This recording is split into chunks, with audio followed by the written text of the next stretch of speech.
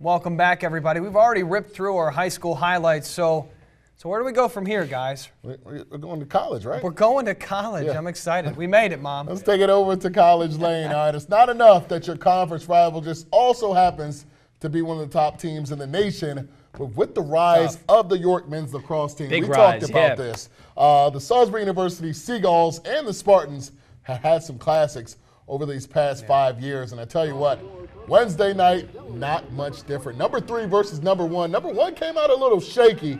1-1 game a few minutes in. York going to work. Gunnar Reynolds going lefty for a score, putting his team up. A few possessions later, Hunter Davis with a sniper right there.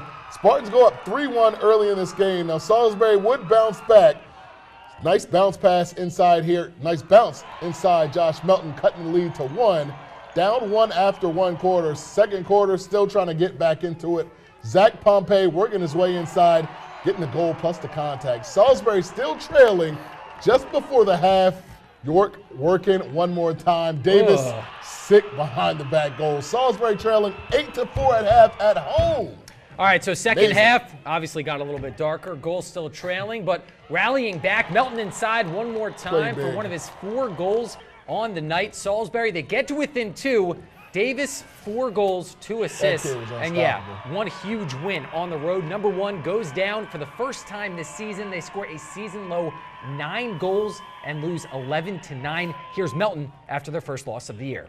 I mean, it was a big game coming in. No matter what York's ranked or what we're ranked, it's a huge game. It's our biggest game of the season, and we kind of saw we came in, underestimated them, kind of thought that we had the advantage because we were at home, and they came out and they beat us. They played better than us, but I think it's a good learning experience for the team, and we'll learn from it and get better when we have to play them down the road again. So, you heard him say they underestimated York. Yeah. Should that have happened? I mean, how do you? I don't know. I don't know if a Jim Berkman team comes doesn't make sense underestimating someone. I really got to give credit to York. We got to say Salisbury hasn't been playing their best lacrosse. We saw they got a 1-goal win at Washington College last Saturday. They just skinned by those guys 15-14. So Wednesday night, they got a preview of what the NCAA playoffs will look like.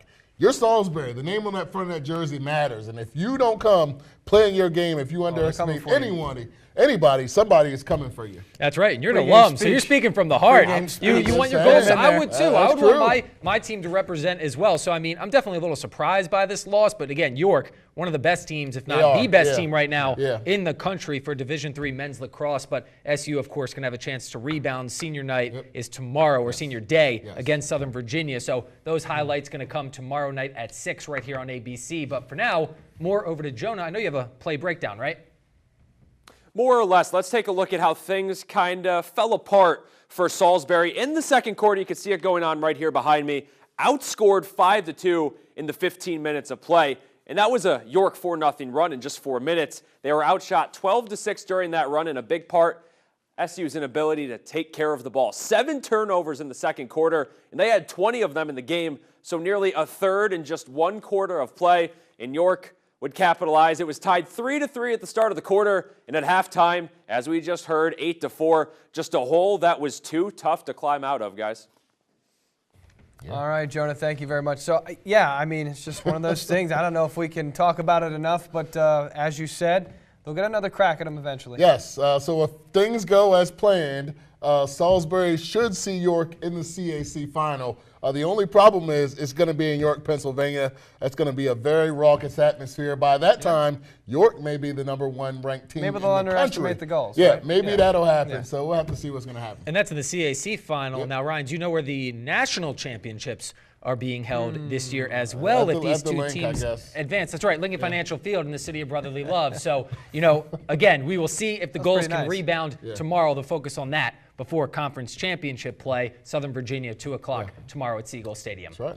All right, guys. Well, time for another break, but I'll be by myself this time. We'll give you some updates on how Laurel is still recovering from Monday's EF2 tornado. We have some news for you. My name is Brady Baylor. I play baseball at Parkside, and you're watching Delmarva Sports Insider.